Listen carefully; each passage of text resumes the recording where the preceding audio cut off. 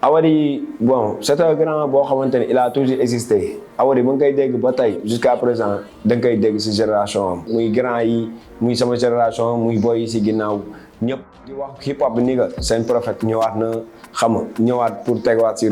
yoon bi ñëwaat pour tegaat boy si raay bi. Salaamaaleykum Sénégal salaamaaleykum Dakar salaamaaleykum West Africa. Yeah, it's your homeboy Prophet aka Technique aka Dangerous Boy from Grand Dakar. maa ngi nuyu ñëpp di ziar sama fan si yëpp di leen wax salaamaaleykum. waaw mooy comme ni nga tàmm di waxee rek anytime mooy ni que ñun dañoo juddoo si benn quartier boo xamante ni quartier bu hip hop la muy Grand Dakar xam nga mu nekk benn quartier boo xamante ni ñu mel ni groupe Rapadio nekkoon nañ fa xam nga ma leen doon fréquenté étant boy étant jeune xam nga di fréquenté Iba man ak Iba ñoo jàppale benn kër. xam nga maa ngi fàttali dama doon dem di jàngee Saint-Pierre di wàcc su ma wàccee après seen biir laay toog ay Keyti ay Iba ay Daribison ay Matala kooku laa ñoom ñëpp. bon je pense que bon fréquentation boobu après moo indi influence bi quoi ma màggaale ak loolu ba tey xam nga nekk rappeur bi quoi nekk prophète xam nga bon sama fréquentation ak waa Rapadio la quoi loolu moo ma influence à ce que ma nekk rappeur tey. je suis benn artiste benn rappeur boo xamante ni. Je suis plutôt thématique, je suis plutôt sentimental, je suis plutôt mélancolique. Waaw loolu différence la par rapport man ak sama génération différence la par rapport rap Sénégal xam nga man dama nekk benn artiste boo xamante ni si sama paysage rek lay bind mooy li may dund sama biir kër li ngay dund yow xam nga ma koy gis xam nga ba pare ñu dëkk si benn quartier bu populaire boo xamante ni da ngay gis lu nekk da ngay gis néew doole yi da ngay gis des fois ay affaires yoo xamante ni comme tey su ma defee son bu tax ñu xam nga suñu démb metti woon na xam nga ma say expliquer ay explications yoo xam tey ku ko déglu di jooy xam nga c'est parce que dama ko dund xam nga di gis tamit yow li ngay dund damay rap par rapport ak li nga xamante ni ma loolu laay dund damay rap par rapport ak li nga xamante ni sama paysage la xam nga sama environnement la quoi xam nga mu nekk ay affaires yu sentimentales yu mel ni ay ñoom la xam nga ñoom la ñuy tëj ba noppi fàtte ñaata si ñoom lañ fay wàcce nenu àtte ñoom ñun fàtte xam nga mu nekk loo xamante ni à chaque fois damay gis ay grands yoo xamante ni bon da leen di tëj fàtte leen ñun ñoo dëkkoon mu nekkoon ay grands yoo xamante ni bon ñu amoon yoon lañu quoi mais tey da leen di fàtte ñu loolu lay dund suñu koñ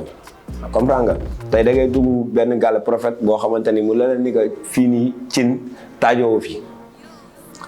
comprends nga ñun si kon donc buy def suñu son si affaire yooyu kese lañ mën a wax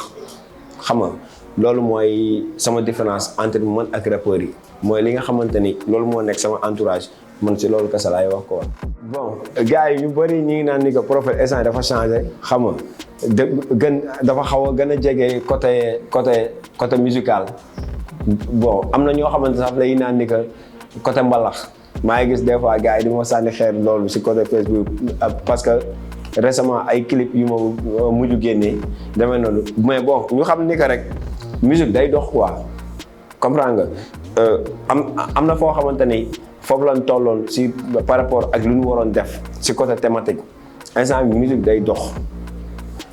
dañuy def tey li nga xamante ni dafay adapté wu ak jeunesse bi lu ñu bëgg.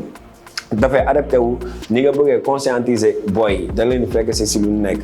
mooy ni que na neex rek waaw man instant bi si loolu laay dookaa na neex. Game of Thrones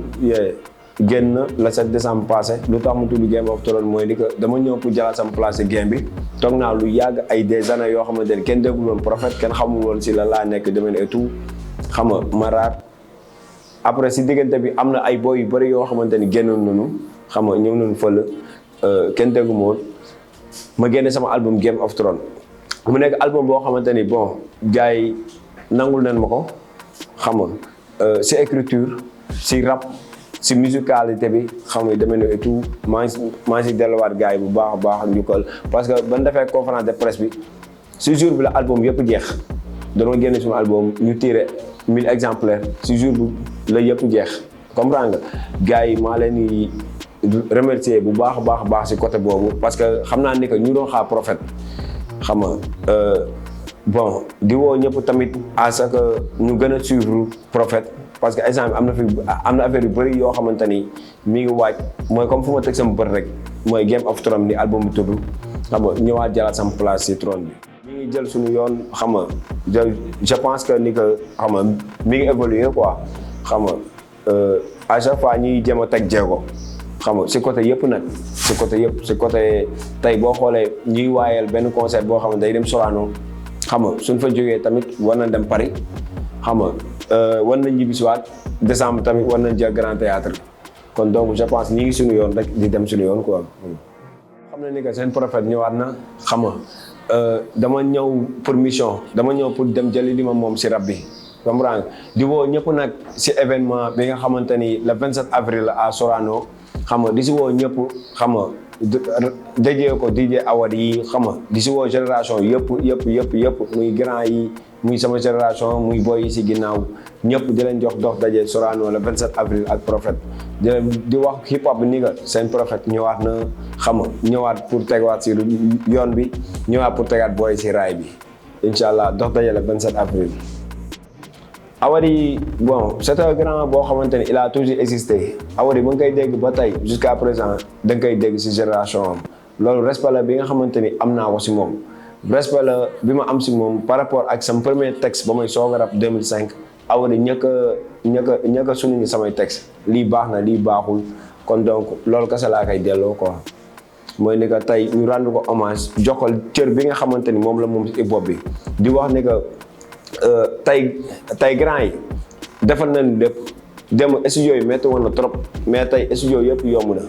grand yi ñoom ñoo ko liggéey naka ngaa ko defal benn grand bu mel ne kii taf xama naka benn Akhlou Brick defal beneen grand bu mel ne Baxaw naka prophète defal DJ Awadi naka keneen defal dégg baa bu rapajo yu demee noonu parce que ñoom ñoo def tey ñun luñ doon loolu kese la leen di delloo leen njukkal xamal leen ni que tey ñun bu nekkee loolu ñoom la xam nga di bëggee ñëpp ñi nga xamante ni jàppoon nañ si combat bi waa Grand Dakar waa Ñaari Tali NGB xam nga di bëggee ma ni nga tëf maa lay DJ tëf maa lay bëggee bu baax moom moo nekk si DJ bi Sorano xam nga